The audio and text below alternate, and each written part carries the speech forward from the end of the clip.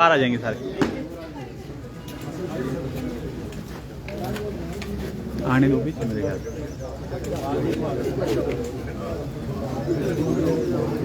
आने दो पीछे थोड़े से शॉर्ट बन जाएंगे बढ़िया। बस रुक जाइए बस रुक जाओ।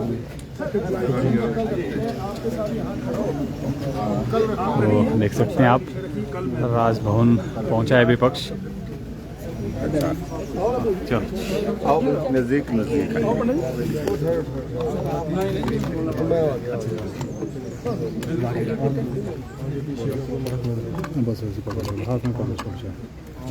सर राज्यपाल से मिले हैं, क्या इश्यूज को लेकर राज्यपाल से बात हुई? पिछले कई दिनों से हम एक बहुत महत्वपूर्ण विषय पर बात कर रहे थे कि प्रदेश आर्थिक स्थिति से खराब हालत में गुजर रहा है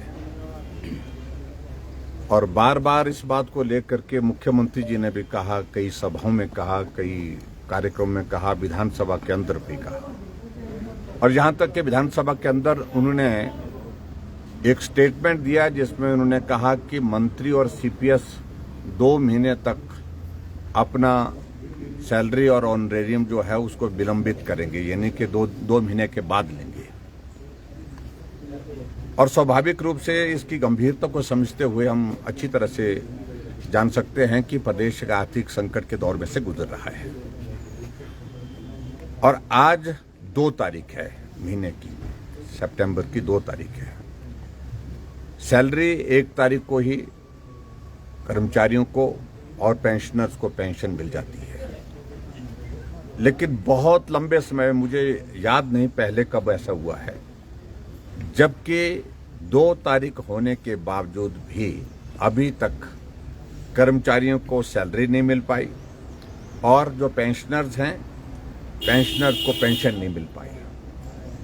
इसका मतलब क्या है कि जो हम कह रहे थे कि वो बात सत्य है कि प्रदेश में आर्थिक स्थिति खराब होने की वजह से हिमाचल दिवालियेपन की ओर बढ़ता जा रहा है। और मैं इस बात को लेकर के हैरान होता हूं, कई बार मुख्यमंत्री बोलते हैं कि हालात खराब है और कई बार मुख्यमंत्री कह देते हैं कि हालात खराब नहीं है, आर्थिक स्थिति खराब नहीं है। और विचित्र तो तब लगता है जब मुख्यमंत्री जी इस बात का जिक्र करते हैं कि 2027 तक हिमाचल पूरे देश का सबसे समृद्ध राज्य होगा। ये सारी चीजें कल्पना से परे की हैं। यहां सैलरी और पेंशन देने के लिए पैसा नहीं है। आउटसोर्स में जो कर्मचारी हैं उनको 6-6 महीने की सैलरी नहीं मिल पा रही है। एचआरटीसी के कर्मचारी हैं, उनको समय पर वेतन नहीं मिल पा रहा है।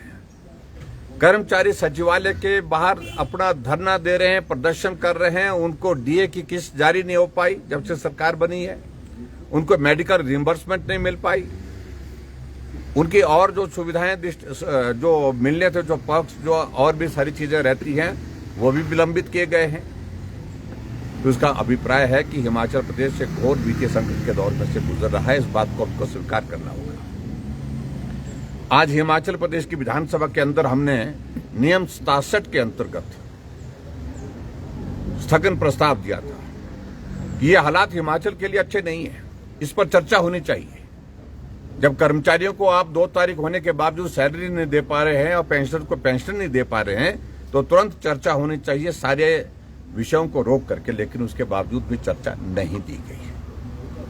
प्रमुख रूप से जो वित्तीय स्थिति हिमाचल प्रदेश की जिस प्रकार से आज की तारीख में है, और मैं महसूस कर सकता हूं कि इस बात को मुख्यमंत्री को स्वीकार करना चाहिए, तुरंत इसकी चर्चा करनी चाहिए थी। और दूसरी बात जो हमें लग रहा है कि अब सैलरी का और पेंशन का विषय जो है वो 6 तारीख तक, क्योंकि 6 तारीख जो रेवेन्यू डेफिसिट ग्रांट की जो किस्त वो हिमाचल प्रदेश को मिलती है और वो आने के बाद थोड़ी जो है वो देने की स्थिति में हो पाएगी। इस वक्त हिमाचल प्रदेश को 2000 करोड़ रुपए, अगर 1 महीने की सैलरी देनी है तो 2000 करोड़ रुपए देना पड़ता है, जिसमें से 1200 करोड़ जो है वो सैलरी का कंपोनेंट है और 800 करोड़ जो है पेंशन का है।